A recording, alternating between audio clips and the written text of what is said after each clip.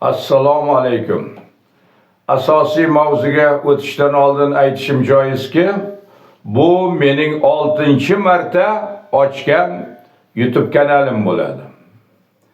Shikoyatlar kiritib 2021-yil, 22-yil, 23-yil, 24-yillarda YouTube kanallarimni bloklashga, yopishga muvaffaq bo'lishgan edi.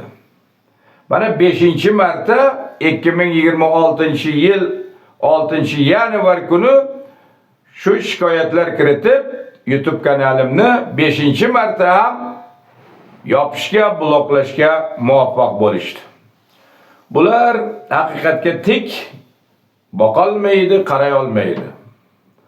Bular mustaqil fikrga ega bo'lgan blogerlar, jurnalistlar bilan suhbatlasha olmaydi, savollariga javob bera olmaydi. 6 yildirki biz siyosiy faollar bilan debat qila olmaydi. Aftidan debat qilishdan qo'rqishadi shekilli. Bular mana shu qasddan past niyatlarda, g'arazli maqsadlarda mustaqil fikrga ega bo'lgan blogerlarni, jurnalistlarni, siyosiy faollarni va ularning oila a'zolarini ta'qib qiladi, kuzatadi, qiynoq qo'llaydi, kaltaklaydi, qamoqlarga tashlaydi. Va mustaqil fikrga ega bo'lgan bloger jurnalistlarni, muxolifatchi siyosatchilarning kanallarini bloklab yopishga manday muvaffaq bo'lishim shu ish bilan shug'ullanishadi. Qarangki, aholiga doir shaxsiy ma'lumotlarni saqlovchi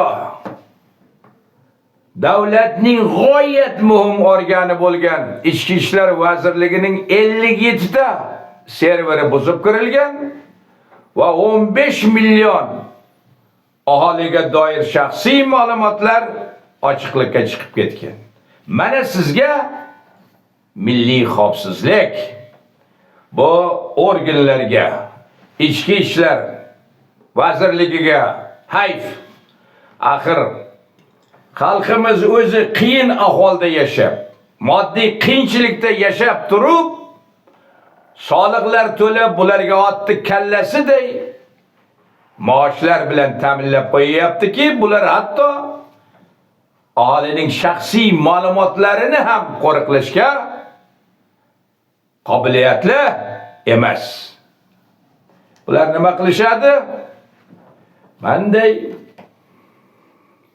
jirkanchli turli qilmishlar bilan, behayo videolarni tarqatish bilan mana shunday jirkanchli ishlarni qilish bilan shug'ullanadi. Bular mamlakatimizning, millatimizning xavfsizligini ta'minlashga qodirmi?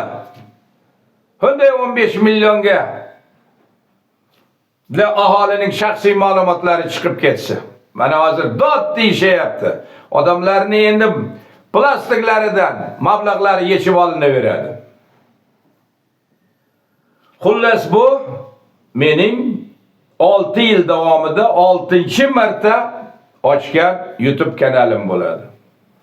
Yana aytishim joizki, jirkanchlik qilmish bilan shug'ullanuvchi bu organlar mening nomimga ko'plab soxta YouTube kanallarini ochib qo'yibdi.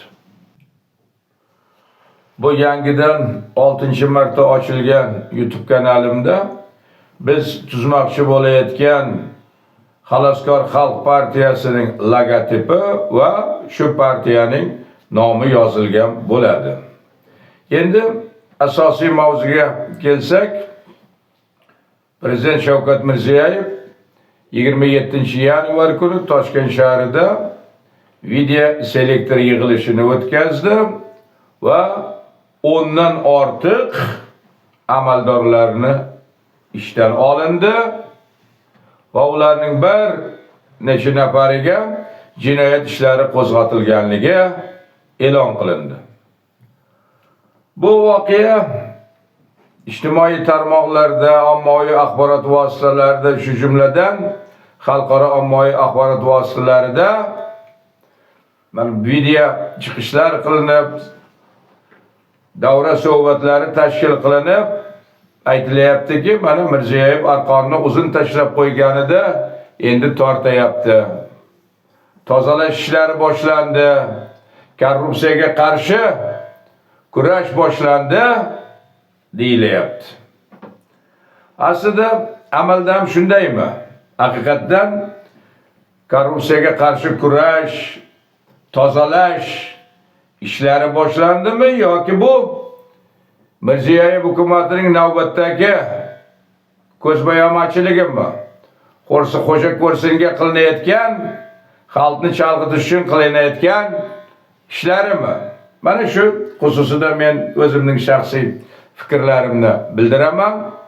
Mirziyoyev aytdiki, agar jinoyatchilikni qisqartirmasak, odamlar bizga ishonmaydi, ergashmaydi, yangi O'zbekistonga dedi.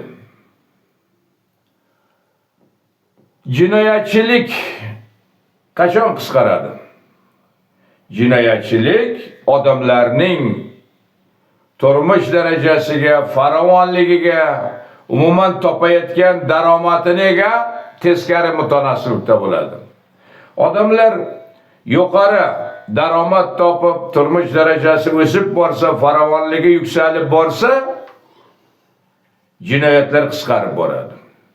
Agar aholining real daromadlari tushib, aholi kambag'allashib, qashshoqlashib borsa, jinoyatlar o'sib boradi. Ya'ni jinoyat aholining turmush darajasi, farovonligiga teskari mutanosiblikda bo'ladi. Deylik, O'zbekistonda ish yo'q, ish o'rinlari yo'q.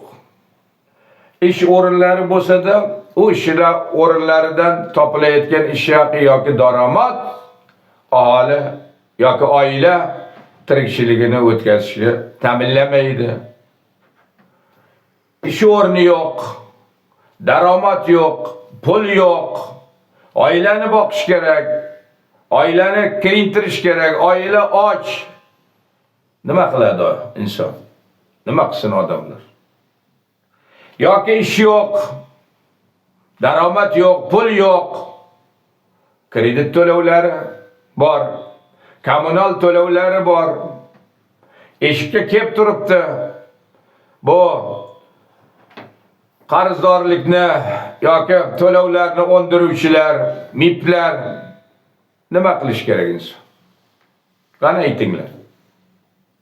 Yoki oilani tebratish uchun mana xorijga, shu jumladan Rossiyaga chiqib ketyapti. Ayniqsa yoshlar, ayollar, qizlar qanaqa xorizor bo'lib Rossiya politsiyasining dubinkasi tagida tepkilangan holda, xo'rlangan holda maylardan mablag' topishga majbur bo'lyapti. Yoki mana qancha necha mingni ro'yxati berilyapti. O'sha pul topish uchun O'zbekistonda yuborib, oilasini, bu yoqdagi oilasining tirikchiligini o'tkazish uchun har xil ishlar qilyapti va har xil tuhmat, fitnalarga tushyapti va Rossiya armiyasining tarkibida qurol olib, Ukrainaga qarshi urushga kirishga majbur qilinyapti. Va bu yerdan ularning mayitlari qayerlarda qolib ketyapti. Mana ahvol O'zbekistondagi ahvol. Lekin Prezident Shavkat Mirziyoyevning chiqishlariga, video selektoridagi yoki bu Oliy Majlisga, O'zbek xalqiga qilgan murojaatnomalariga qarasangiz, iqtisod jadal sur'atlar bilan yuksalib o'sib boryapti. Turmush daraja o'sayapti. Odamlarning mana regionlarda farq qilsa-da o'rtacha ish haqi qarasangiz 500-600 dollar. Ay o'qituvchilarniki ko'rsatishyapti ijtimoiy tarmoqlarda, hatto 1000 va undan yuqori dollarda ish haqi topayotganligini aytayapti. Lekin amaldan xuddi shundaymi?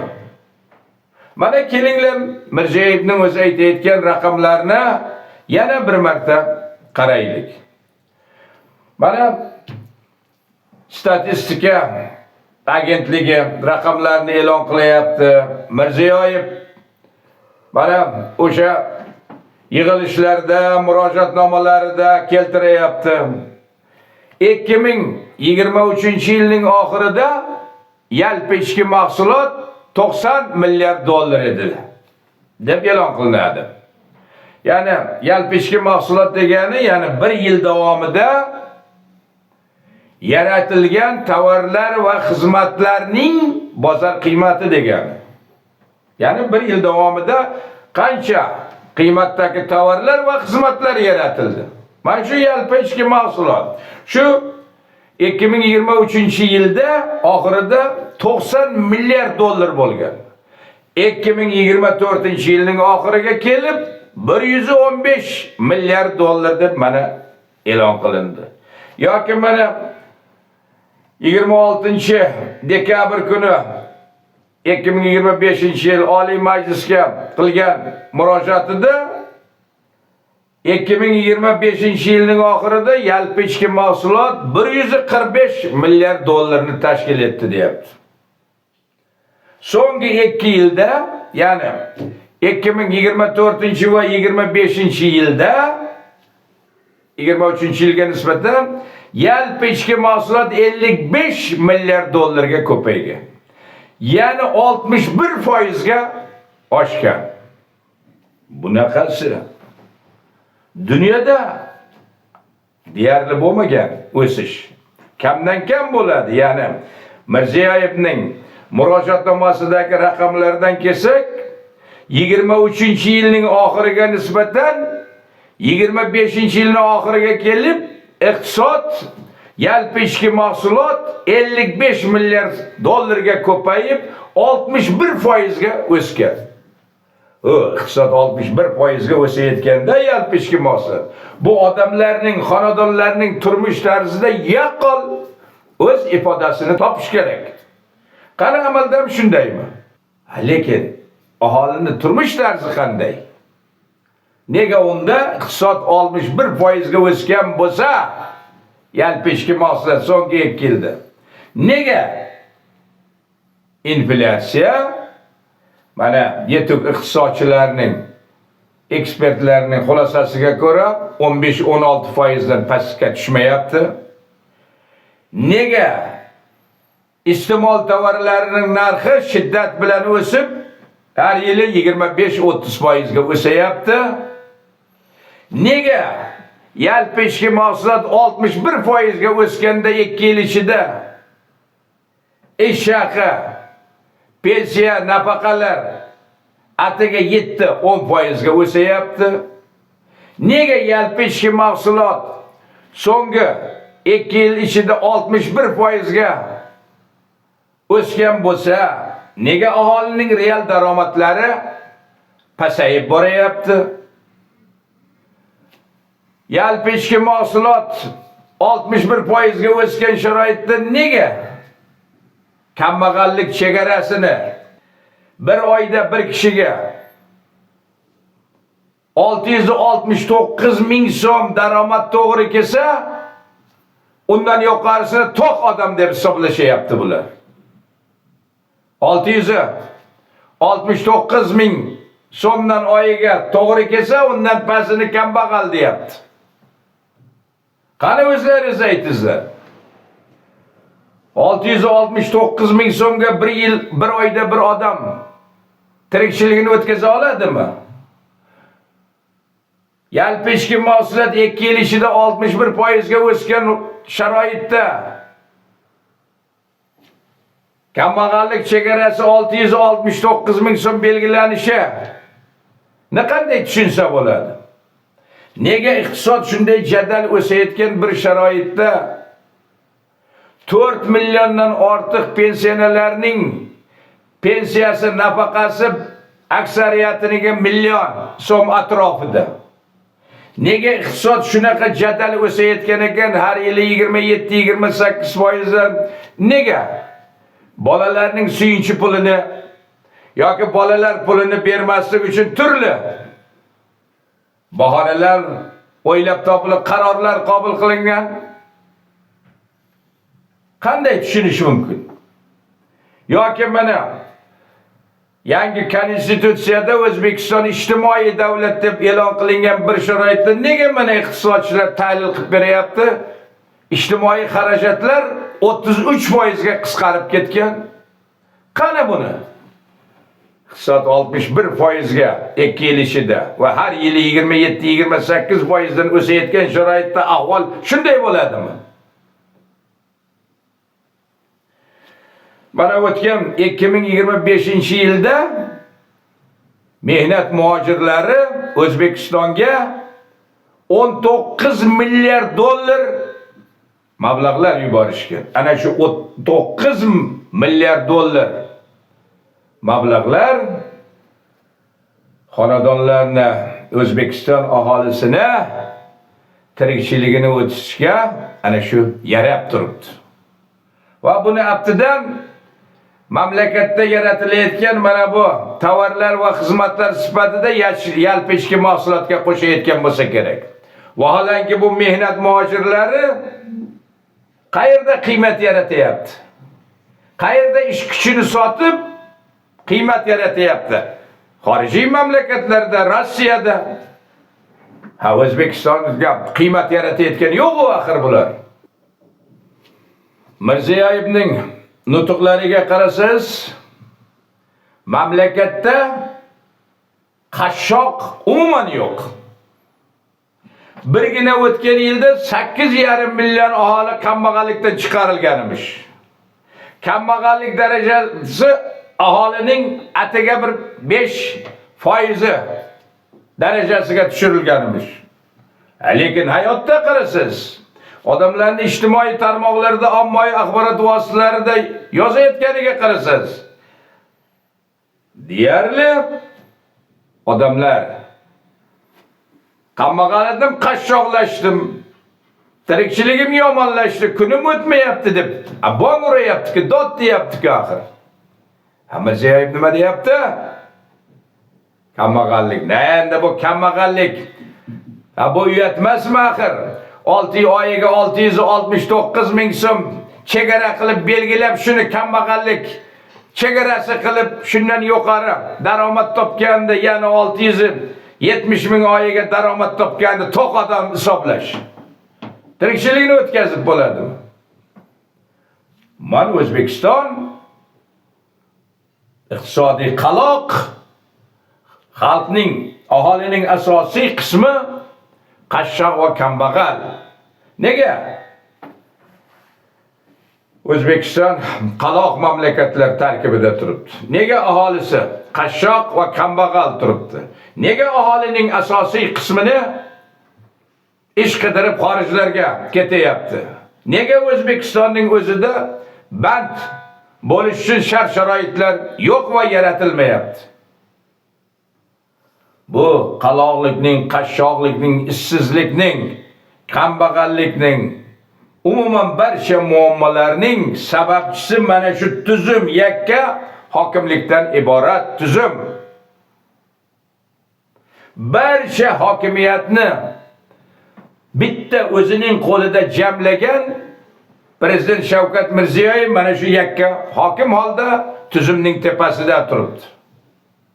Tish tirnog'i bilan Mirziyoyev hukumatı kurashayaptiki, Mirziyoyev boshchiligida va uning qarindoshlari va uning atrofidagilar mana shu yakka hokimlikni saqlash, hokimiyatga yopishib turish, O'zbekistonga va o'zbek xalqiga erkinlik bermaslik, O'zbekistonda bir erkin, adolatli, qonun ustuvor bo'lgan, qonun oldida hamma bir xilda javobgar va teng bo'lgan bir jamiyatni, davlatchilikni qurishga tish tirnog'i bilan qarshi bo'lib kelyapti. Albatta bunday jamiyatni, davlatchilikni qurish uchun erkin va shaffof saylovlar bo'lishi kerak. Mana 10 yildir ish ichida 3 marta prezidentlik saylovlari o'tkazildi. Oliy Majlisga 2 marta saylovlar o'tkazildi. Biror marta saylovlar erkin bo'lmadi, shaffof bo'lmadi, saylovchilarga tanlash huquqini berishmadi bular. Shuning uchun mana odamlar yozayapti. Saylovlar soxta bo'ldi deb. Ko'chalardan, mahallalardan saylovlarga chiqmadi odamlar deyarli deb. Mirziyoyev o'zini o'zi sayladi deb. Bu xalqaro kuzatuvchilar ham mana hisobotlarida, bayonotlarida aytib kelyapti, O'zbekistondagi saylovlar, shu jumladan prezident saylovlari raqobatsiz, muxolifatsiz saylovchilarda tanlov huquqini bermagan holda mana bunday o'tkazildi deb. Demak, biz barcha muammolarning, ishsizlikni, qashshoqlikni, kambag'allikni,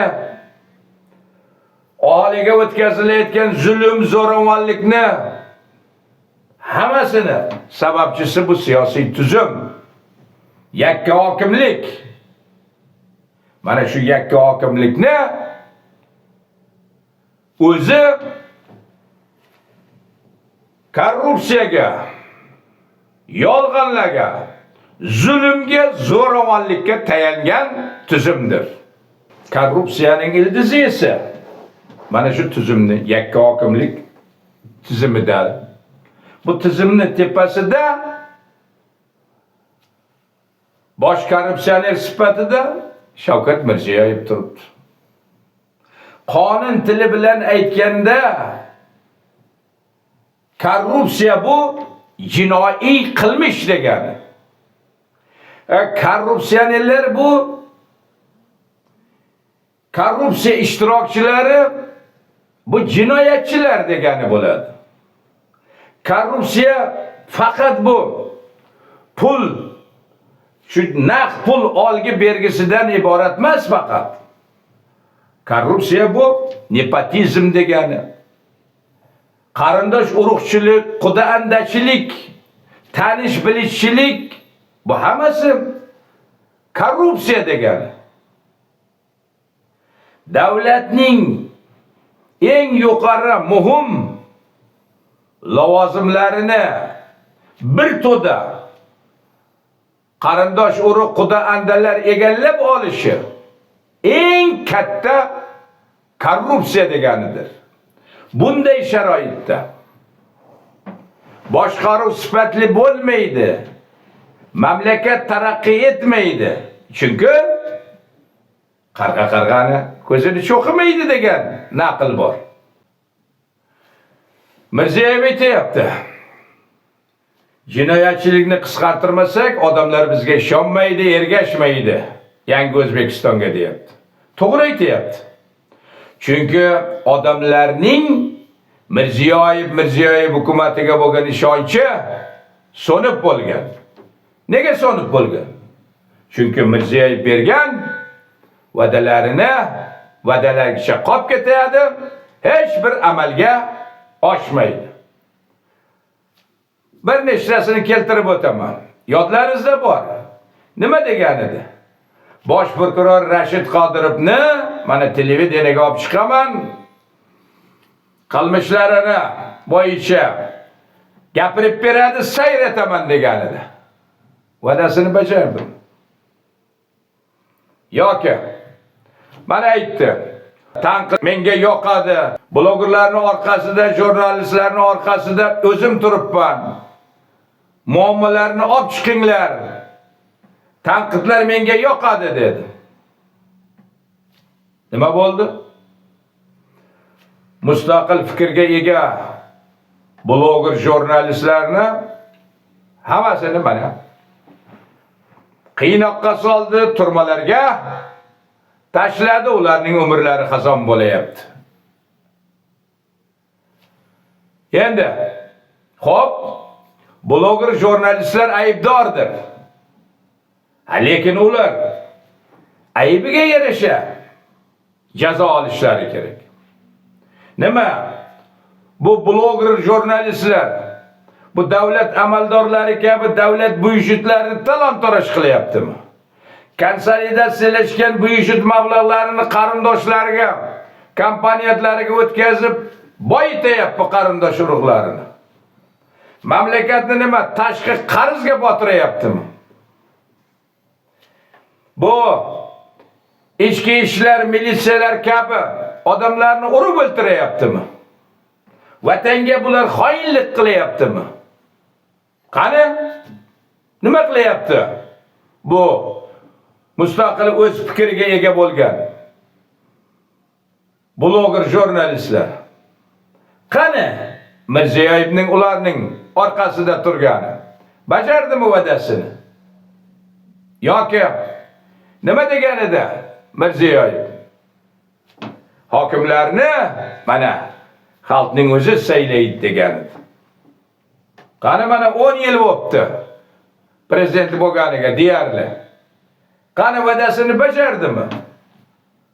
Voy, hatto mana Oliy Majlisga va prezidentlik saylovlarini erkin shaffof bo'ldimi?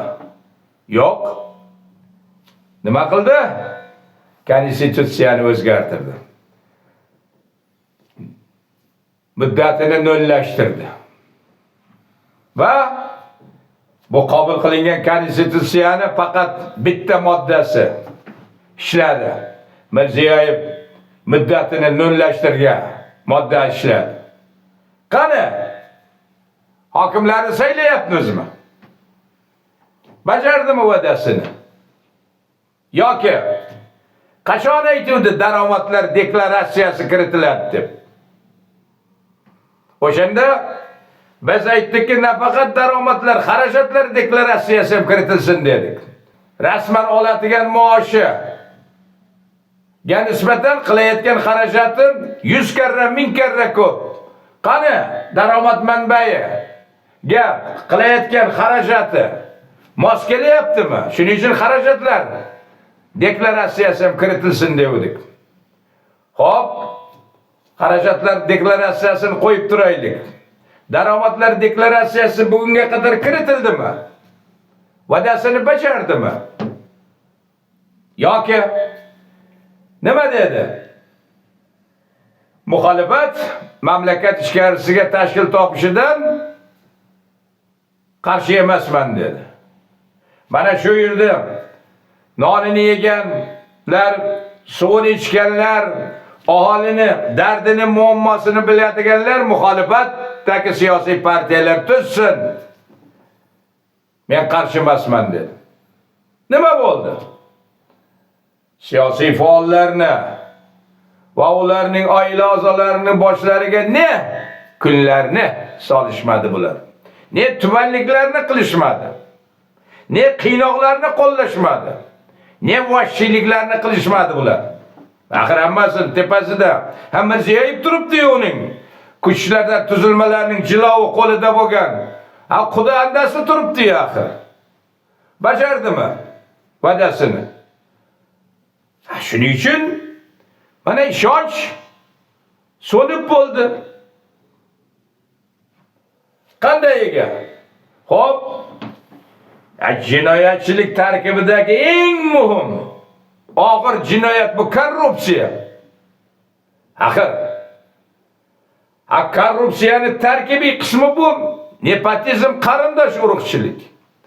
Davlatning muhim hal qiluvchi lavozimlarini bir to'da Mirziyoyevning qarindosh urug'lari, xudo andalari o'rtasida taqsimlandi. Qanday bunday sharoitda qanaqasiga mamlakatda erkinlik, adolat bo'ladi?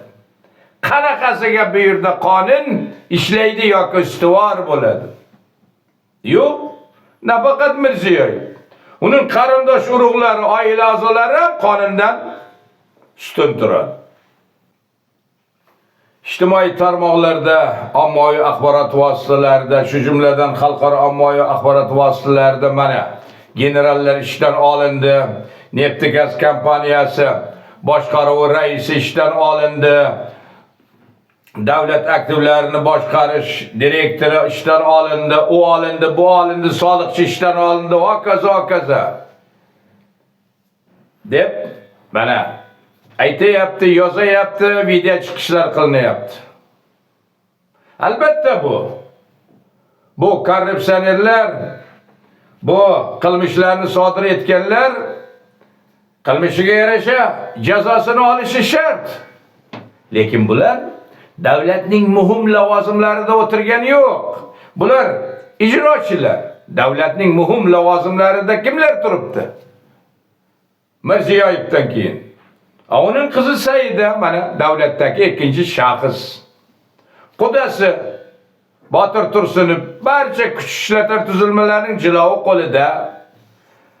Mamlakatning moliyasi mana opasining qudasi moliya vaziri Jamshid Qo'shqarov qo'lida.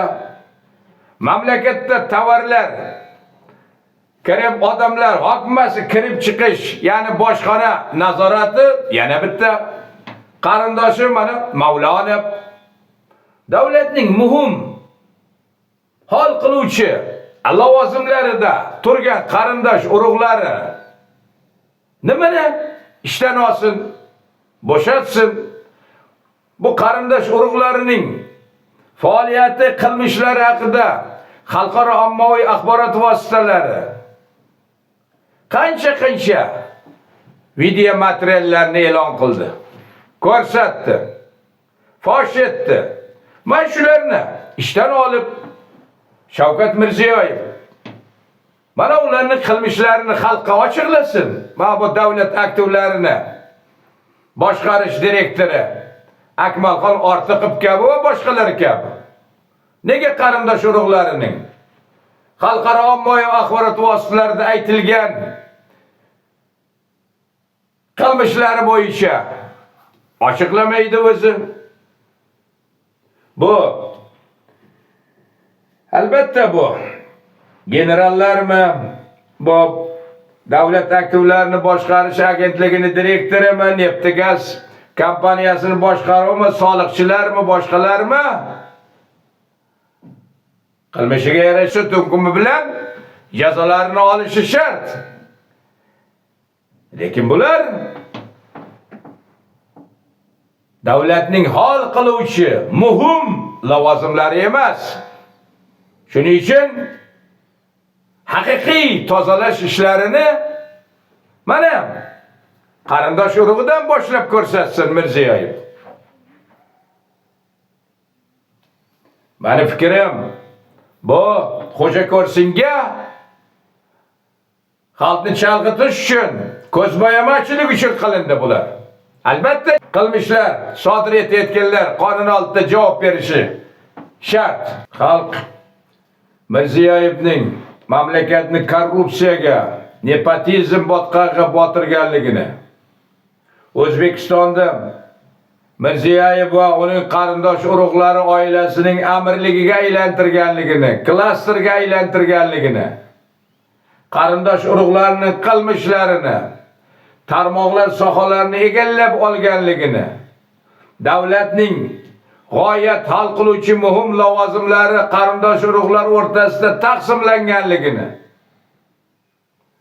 va bu konsolidatsiyalashgan byudjet mablag'lari investitsion qo'shma kompaniyalarga o'tkazish orqali bu qarindosh urug'larga, firmalariga, kompaniyalariga o'tkazib boyitilayotganligini, gazni sotishdan cho'tallar olinayotganligini va hokazolarni ommaviy axborot vositalari, ayniqsa xalqaro ommaviy axborot vositalari orqali bilyapti. Xalqaro kriminal ekspertlar, professorlarning video chiqishlari orqali, maqolalar orqali bilyapti. Lekin bu g'ayriqonuniy xatti-harakatlarni Mirziyoyevning o'zi xalqqa olga chiqib ochiqlayotgani yo'q axir. Saida osmondan tushganday paydo bo'ldi. Mirziyoyevdan keyin davlatda ikkinchi shaxsga aylandi. Nima deyapti? Maqsadim otamni baxtli qilish deyapti. Ya'ni davlatning ikkinchi shaxsi maqomida turib, maqsadi otasini baxtli qilish. Otasi Mirziyoyev nima deyapti? Menga sadoqatlar kerak. Menga diplom kerak emas. Meni o'zim o'rgatib olaman deyapti. Axir xalqni kim o'ylaydi? Xalqqa kim xizmat qiladi? Qizini maqsadi otasini baxtli qilish bo'lsa, otasiga faqat sadoqatlar kerak bo'lsa, xalqni kim o'ylaydi? Xalqqa kim xizmat qiladi? Xalq axir bu Mirziyoyev uning oila a'zolari uchun barcha shart-sharoitlarni xalqning o'zi qiyin ahvolda yashasa ham soliqlar to'lash orqali sharoitlarni qilib berib qo'yibdi. Axir xalqning xizmatini qilmaydimi? Saida Rossiyaga borganda Rossiya rahbariyati o'sha bosh vaziri Mishustin Putin administratsiyasining rahbarlari bilan uchrashdi. Ya PR qilishdi. Nima deb yozdi Saida? Bu Rossiya Federatsiyasi rahbariyati bilan uchrashuvda O'zbekiston kadrlari masalasini muhokama qildik dedi.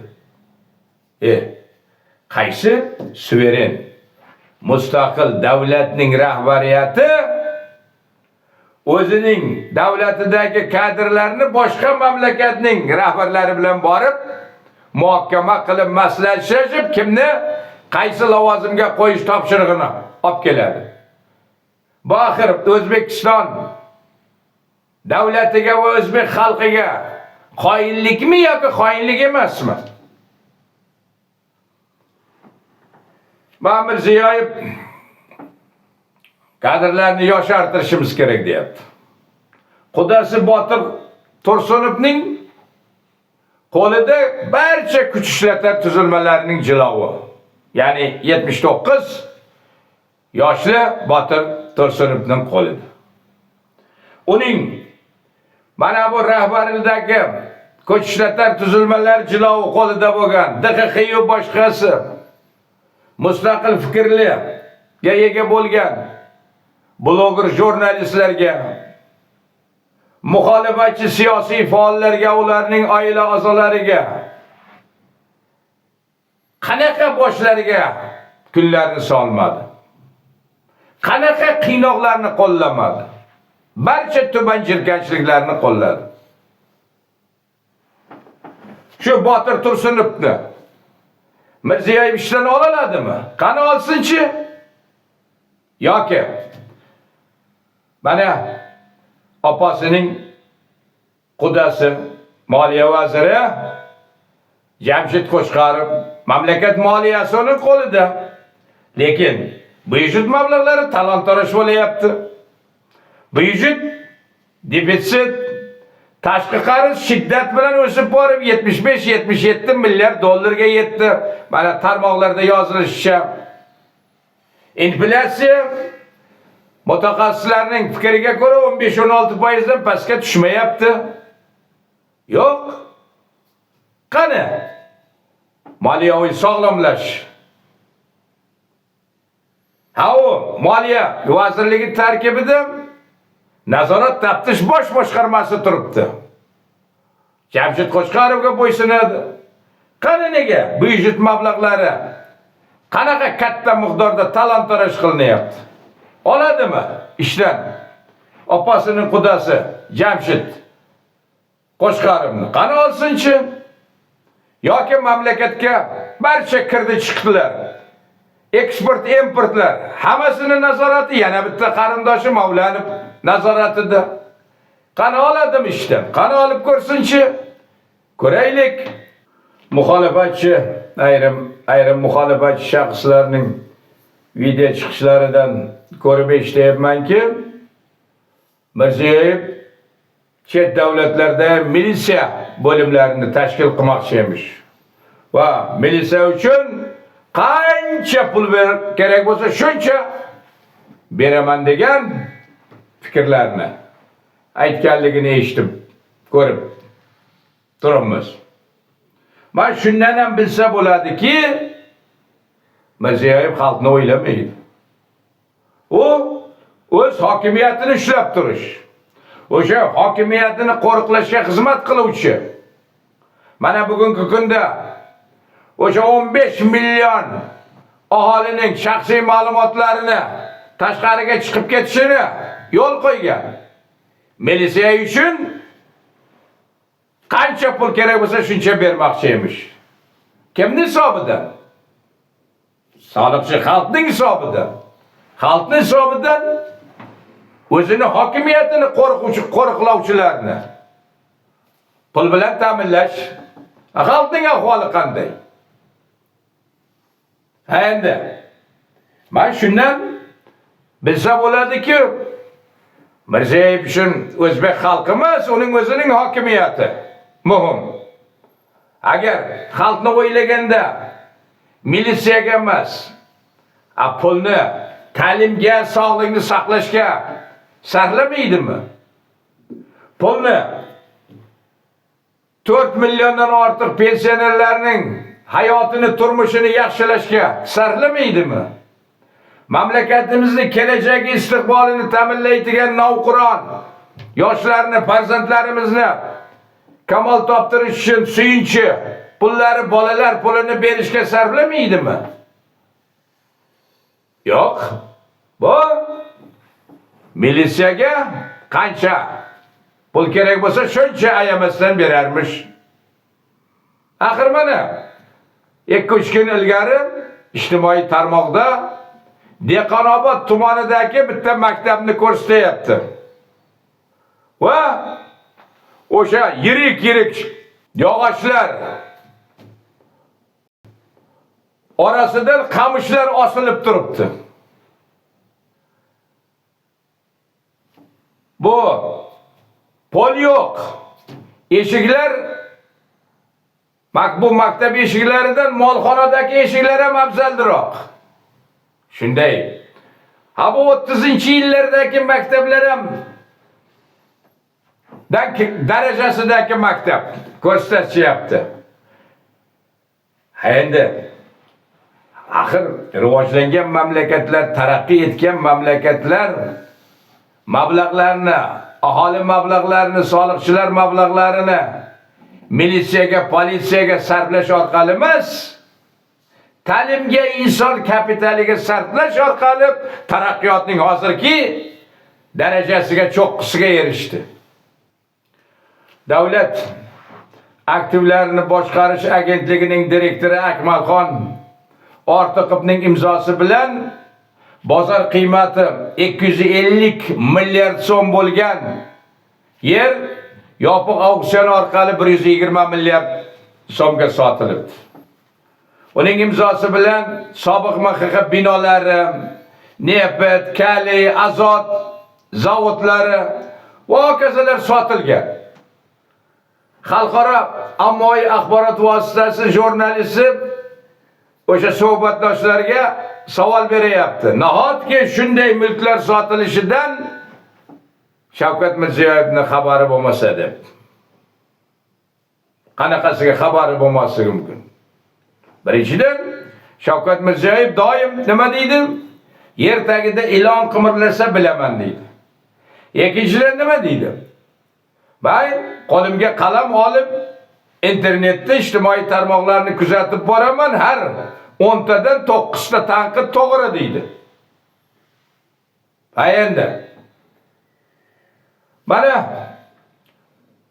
sobiq MXX binosi Abdulaziz Komilovning o'g'liga sotildi. Yer maydoni bilan, hududi bilan. Nima? Bu haqda jamoatchilik ijtimoiy tarmoqlarga qancha bong urib yozdi. U tarixiy bino dedi, saqlash kerak dedi. Nima? Lekin Mirziyoyev jim. Nima? Shu bino sobiq MXX binosi hududi Mirziyoyevni ruxsatisiz sotilishi mumkinmi? Yoki mana Chorvoq hududida dam olish zonasini qurish uchun Vazirlar Mahkamasi qaror qabul qildi. Aholi qanaqasiga dodvoy dedi. Nahir o ichimlik suvi dedi. Va qanaqasiga biz kelgusida qanday iste'mol qilamiz dedi. Bormurdi. Mirziyoyev jimjit. Nima? Mirziyoyevning xabarisiz, ruxsatisiz bu Chorvoq hududi berilishi mumkinmi dam olish zonasi qurish uchun? Agar mamlakatning bir chekka hududidagi tumanlarda bir kichik korxona ishga tushirilsa, qishloq vrachlik punkti ishga tushirilsa, yoki bir mahalla guzari ishga tushirilsa, darhol ko'rsatishadi. Ha? Muhtaram prezidentimizning rahnamolarida tashabbusi bilan deyishadi. Bir sportchilar g'alabaga erishsa yoki shaxmatchi chempion bo'lsa darhol ko'rsatishadi. Mirziyoyev telefonlarda ularni tabriklab, o'g'lim, qizim deb ularga unvonlarni e'lon qilib, ular siz yaratayotgan sharoit tufayli biz shunday erishdik deb go'yoki Mirziyoyev ularga trenerlik qilganday yoki ular bilan birgalikda o'sha mashg'ulotlarda trenirovka qilganiday bunaqa qilishadi. Ya'ni Mirziyoyevning obro'yini ga kerakli joylarni hammasini ko'rsatadi. Obro'yini tushuntiruvchi, Mirziyoyevga bo'lgan ishonchni so'ndiruvchi jihatlarga jimjit. Ya unda boshqalar aybdor bo'ladi. Agar davlatning manda yirik obyektlari, binolari, sobiq MXX binosi, Azot Kali zavodlari, bu Chorvoq hududidagi yerlar, hudud va hokazolar, ilgarigi mana Olmaliqdagi, Ohangarondagi zavodlar agar hammasi bu Mirziyoyevning xabarisiz sotilayotgan, xususiylashtirilayotgan bo'lsa, demak Mirziyoyev davlatni boshqarilayotgani yo'q. Boshqarmayapti deb hisoblashim kerak. Xo'p, davlat aktivlarini boshqarish agentligi direktori Akmalxon Ortiqov bozor qiymati 250 milliard so'm bo'lgan yerni yopiq auksion orqali 120 milliard so'mga sotibdi. Deylik. Albatta agentlikning boshqa xodimlarining ham ishtiroki bo'lgan bo'lishi kerak. Xo'p, mana u vazifasidan ozod etilib qamoqqa olingan. Demak, tergov harakatlari ketyapti. Xo'p, mana xalqaro ommaviy axborot vositalari, xorijiy kriminal mutaxassislar, professorlar, mana ko'plab ommaviy axborot vositalarida video chiqishlar qildi, materiallarni e'lon qildi, dalillarni e'lon qildi. Mirziyoyevning qarindosh urug'lari mana shu egallab olgan sohalar, tarmoqlar bo'yicha uning qarindosh urug'lari egallab olgan hatto qo'riqxonalardan tortib ayrim qarindoshlari sug'oriladigan yerlardan 1000 gektar yergacha egallab olganligini va bularni hammasini yozdim. Yoki mana gazni sotishdan o'z ulushini olayotganligini qarindoshlarini yoki mana Mirziyoyev hukumatiga parallel ravishda hukumat ofislar tashkil qilinganligini hammasini dalillar asosida xalqaro ommaviy axborot vositalarida yoritildi, ko'rsatildi. Mana shu materiallar asosida biz jamoaviy bo'lib bu qilmishlarni sodir etgan qarindosh urug'lariga nisbatan quda-andalari, kuyovlariga mana katta kuyovi qancha Botir Tursunovning o'g'li Oybek qancha banklarning katta miqdordagi aksiyalariga ega bo'lganligini ayrim ijtimoiy tarmoqlarda 5 milliard dollarni omardi deb bong urib aytayotganliklari bo'yicha biz barcha materiallarni asosida bu materiallarni ilova qilib ommaviy axborot vositalarida e'lon qilingan materiallarni ilova qilgan holda jamoaviy bo'lib arza kiritsak, siz bosh prokuror Nig'matilla Yo'ldoshev, DXX raisi Bahodir Qurbonov, Ichki ishlar vaziri Aziz Toshpo'latov bu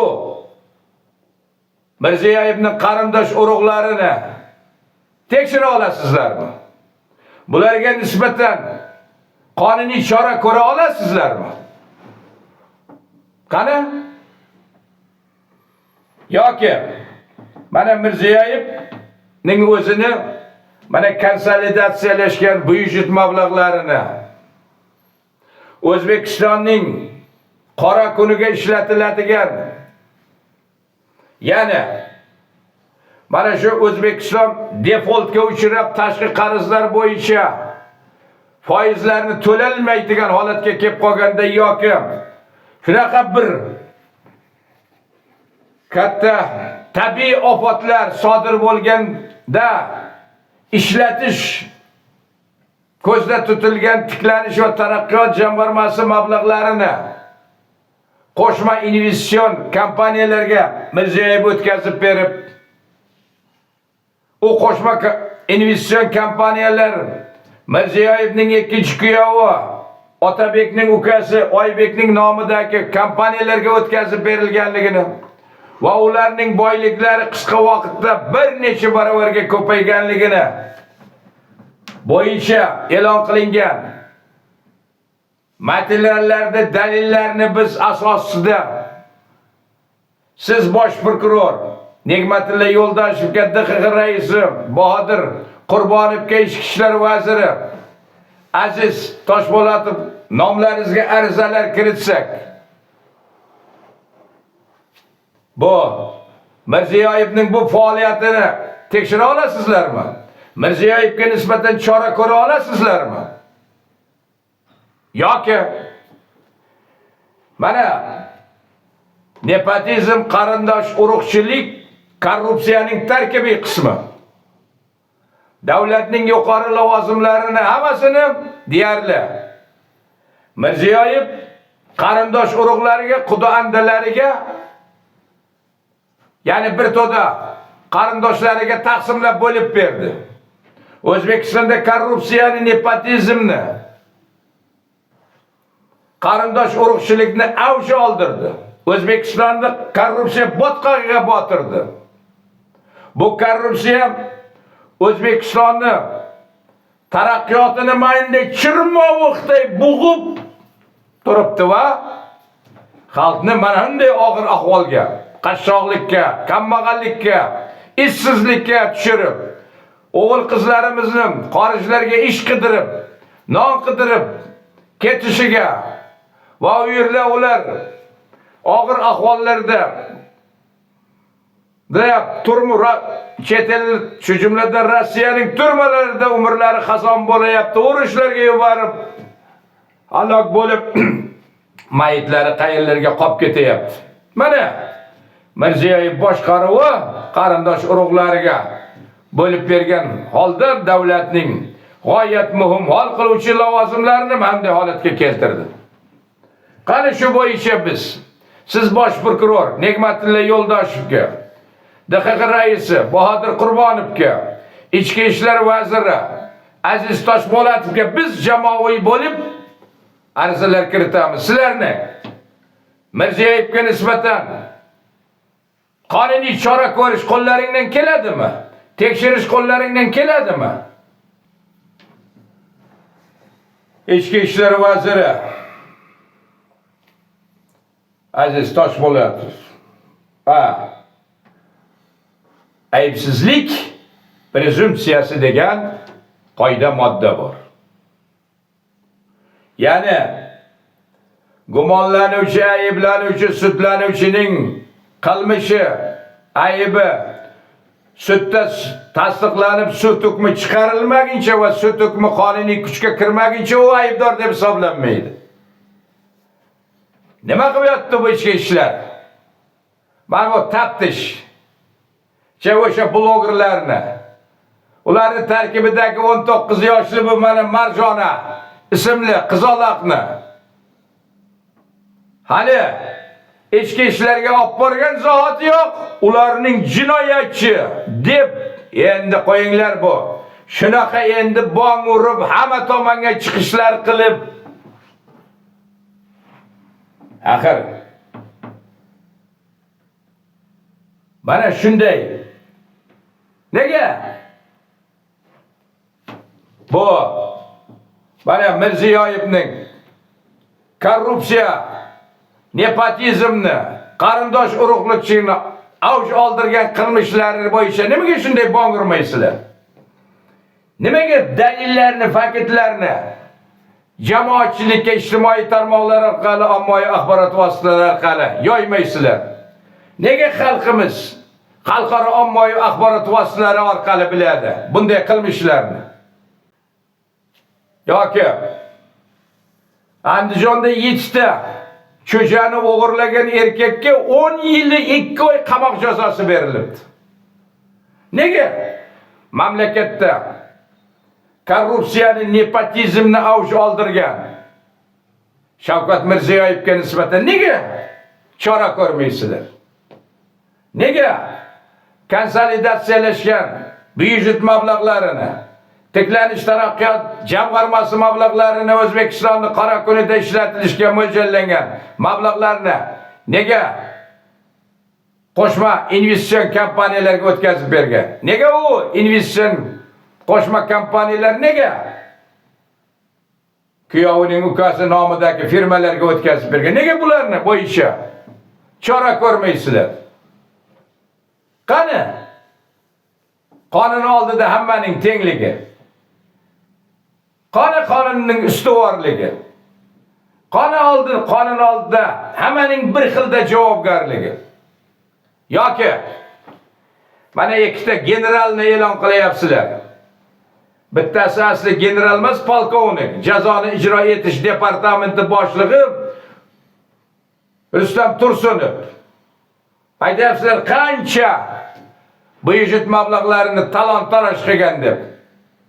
O'zi turmadagilar, mening fikrim shundayki, aksariyati tuhmatlar bilan mana bu korrupsiyalashgan tuzumning, Mirziyoyev hukumatining qurboni bo'lib tuhmatlar bilan turmalarga umrlari xazon bo'lyapti. Og'ir ahvollarda o'sha yerda saqlanyapti.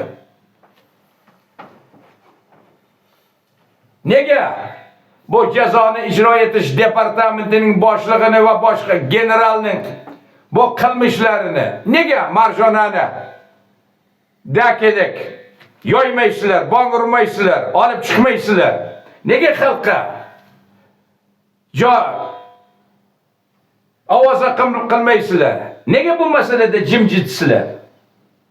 Chunki agar bu general polkovniklarni, jazoni ijro etish departamenti boshlig'i bu polkovnik Rustam Tursunovlar kabi qilmishlarini taftish yoki uning a'zosi bloger 19 yoshli Marjona kabi bunday yoshlarning o'zlaringning tizimlaringning buni korrupsiyasi qilmishlari ochilib ketadi.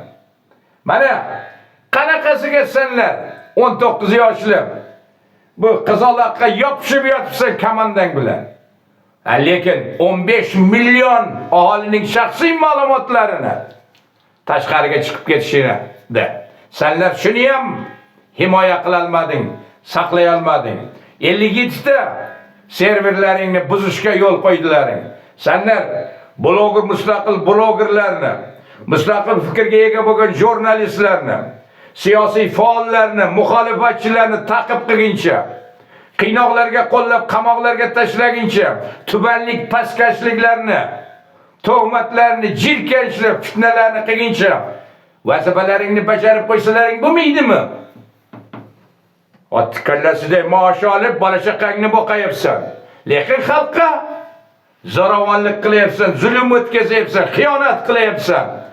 Ma'lumotlarini tarqatyapsan, jabr, sitam yetkazyapsan. Hukumat, Mirziyoyev hukumati, uning vazirlari, mana energetika vaziri Mirzo Muhammedov har yili chiqish qiladi, anomal sovuqqa biz tayyormiz. Xalqimiz bu anomal sovuqda, qishda elektr energiya, gaz hammasi bilan to'liq ta'minlanadi deb har yili chiqish qiladi, va'da beradi. Lekin ahvol yildan yilga og'irlashib boryapti. Tashqi qarzni ayam o'ylamasdan olyapsizlar, shiddat bilan o'sib boryapti. Hozirgi odamlarning va kelgusi avlodlarning gardaniga bu qarzlarni yuklayapsizlar, lekin uning samarasi yo'q. Qayerga ketyapti bu tashqi qarzlar? Qani bu elektr energiya bilan, gaz bilan, metan bilan ta'minlangan xalqning yildan yilga ahvol og'irlashib boryapti-ku. 10 kunlab bermaysizlar metandagi, gazda. Odamlar sutkalab navbatda turadi. Navbatda turish jarayonida bir-biri bilan nizolashadi, janjallashadi. Bunga kim aybdor? Mirziyoyev hukumati aybdor. Ularning ko'plari o'sha ish o'rinlari yo'qligi uchun yoki ish o'rinlaridan topadigan ish haqi bilan bola chaqasini kunini o'tkazolmaganligi uchun ijaraga mashinalar olgan, kreditlarga olgan. Uni to'lovini bor har kuni. Bular umri metanda, gazda navbat kutib o'tayapti. Ularning kredit to'lovlari, kommunal to'lovlari bor. Har kuni uyiga, bola chaqasiga non olib kirish kerak. Ular umri qayerda o'tayapti? Bu to'lovlarni to'lamasa mib kelib turadi eshigini og'ziga. Kommunal to'lovlarni o'ndirish uchun kelib turadi eshikning og'zida. Mamlakatni qanday ahvolga tushirdilar bu Mirziyoyev hukumati? Qarang. Qo'yilayotgan jarimalar rivojlangan mamlakatlardagi jarimalardan ham katta. Mamlakatlardagi o'rtacha ish haqi 3000, 4000, 5000 va undan yuqori dollar yoki yevroda oladi. Bizda nima, qanday ish haqi daromad topayapti? Jarimalari qanday? Yo'llarni ham, parkovkalarni ham pulli qilib tashlandi. Hatto mashinaga nomer raqam olishi ham otdi kallasiday mablag'ga bo'lib ketdi. Bu qanaqasi axir? Bu xalqda, bu Mirziyoyev hukumati kun bermay qo'ydi-yu. Zulm, zo'ravonlik tagida yolg'on, korrupsiya, ko'zbo'yamachilik, xo'ja ko'rsinga harakatlar. Qani aholining erkinligi, qani adolat, qani qonunning ustuvorligi, qani qonunda oldida hammaning bir xilda javobgarligi va tengligi? Qani mamlakatdagi taraqqiyot? Bu qurilayotgan bitta uy-joy bilan bu hammasi o'ylik kapital. Shiddat bilan bu yerda ham yerlar sotilayapti. Mana bir tadbirkor aytdim. Hatto bino qurish uchun, rasmiylashtirish uchun 200 ming dollar sarflaymiz deb. Mamlakatni qanday ahvolga olib keldi Mirziyoyev va uning hukumati? Qanaqasiga ishonish mumkin? Axir ishonch so'nib bo'ldi-yu. Aziz vatandoshlar, mana shunday ahvolda, sharoitda masala keladi. Nima qilishimiz kerak? Mana aytdim. Barcha muammolarning, korrupsiyaning, yolg'onning, zulmning, zo'ravonlikning, ishsizlikning, daromadsizlikning, qashshoqlik, kambag'allikning, xorijiy mamlakatlarda ish qidirib darbadar bo'lib yurishining hammasining sababchisi mana shu yakka hokimlik, mana shu tuzum. Shu yakka hokimlik tuzumini biz o'zgartirishimiz kerak. O'zgartirishning ikki yo'li bor. Inqilob qilish, inqilob orqali tuzumni o'zgartirish va tinch, qonuniy yo'l bilan, nozo'ravon yo'l bilan tuzumni o'zgartirish. Albatta biz inqiloblar tarafdori emasmiz. Inqilob mana qarang, Arab bahoriyu boshqasiyu. Xalq yanada o mamlakatlarning o'sha har xil inqiloblar bo'lib o'tgan mamlakatlarning aholisi, xalqi ko'rib tursiz yanada qiyin ahvolga tushdi. Birdan bir to'g'ri yo'l, qonuniy yo'l, nozo'ravon yo'l, madaniyatli sivilizatsiyali yo'l. Bu siyosiy partiyalar tuzib xalq shu siyosiy partiyalarga birlashish, ro'yxatdan o'tkazish, siyosiy maydonga raqobatga chiqish va o'sha raqobat siyosiy partiyalar, mustaqil muxolifatdagi siyosiy partiyalar tarkibidan saylovchilar xalqimiz hukumatni, prezidentni, hokimlarni tanlab, saylab orqali hokimiyatga olib kelish va mamlakatda erkin, adolatli, qonun ustuvor bo'lgan, qonun oldida hamma bir xilda javobgar va teng bo'lgan jamiyatni, davlatchilikni barpo etish.